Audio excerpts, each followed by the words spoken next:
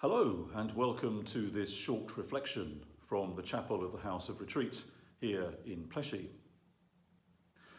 I wonder what image comes into your mind when you think about kings or kingship. What comes into my mind are things like grand opulent palaces, crown jewels, gold state coaches, collections of expensive works of art. In other words, all the trappings of majesty, glory and wealth. But what also comes to mind are the way in which kings can wield power over people, over nations, over whole empires, and in a way that isn't always particularly good or positive.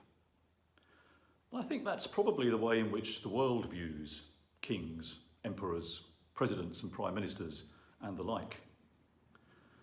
I suspect it's also the way in which Pontius Pilate was thinking too, when in John chapter 18, verses 33 to 37, we read an account of a conversation that he had with Jesus. This conversation took place just before the crucifixion, when Jesus was on trial. And Pilate was trying to find out why he was on trial and why he seemed willing to go to his death. He'd been told that this man was king of the Jews, and yet this man he saw in front of him wasn't acting or speaking like a king at all. So Pilate asks him, "Are you a king? Are you king of the Jews?" And Jesus replies, "Yes, I am, but my kingdom is not of this world. If it was of this world, my followers would have tried to prevent my arrest." So we and Pontius Pilate are left asking a question. What kind of king, therefore, is Jesus? Now, all through the 3 years of his earthly ministry, Jesus had tried to make it clear that the kingdom of God did not operate through force or violence. And he said, for example, that if you want to be great in the kingdom of God, you must become like a servant, like a little child. You must be prepared to carry your cross daily. He said things like, "The first shall be last, and the last shall be first." And of course, he gave a very powerful enactment, visual aid, if you like, of all of that, when he washed the disciples' feet the night before he died in that upper room.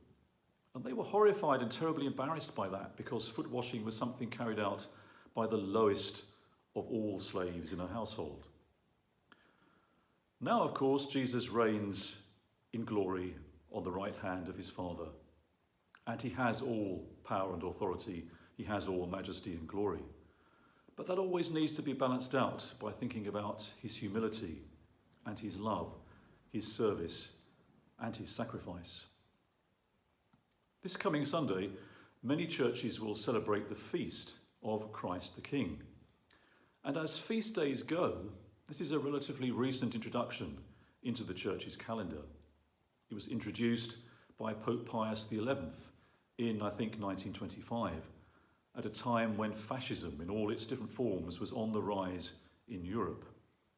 And he introduced this feast to provide a contrast between authoritarian dictatorship and the kingship of Jesus Christ.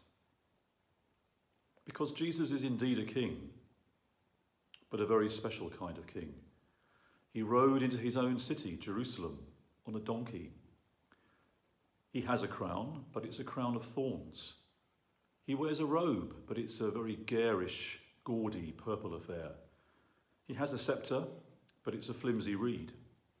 He has 2 attendants on either side of him, but they are convicted criminals. And his throne is a cross, an instrument of execution on which he will die and pay the ultimate price. What kind of king is Jesus?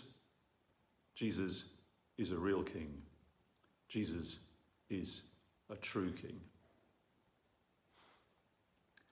Thank you for watching, and may the Lord bless you.